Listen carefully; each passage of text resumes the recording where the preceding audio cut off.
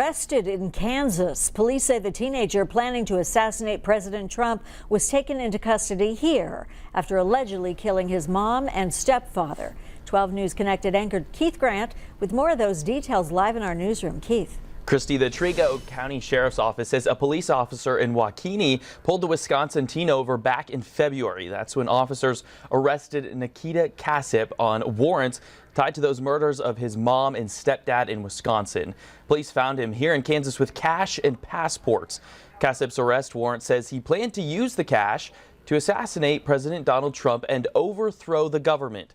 The teen wrote his plan down in a manifest. Now, before fleeing Wisconsin, prosecutors say the teen stayed in the home with his mother and stepfather's bodies for 12 days. Victim B body was appeared to have been deceased for some time, was unable to definitively identify who it was.